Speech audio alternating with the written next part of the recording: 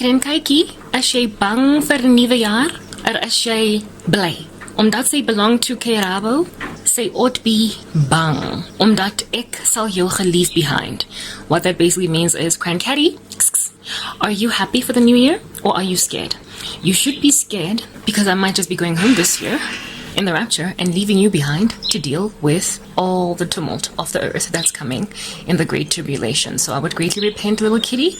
I would greatly recommend, that you repent and stop ignoring the cranky erenax.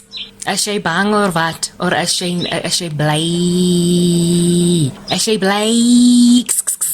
As jy bly, cranky.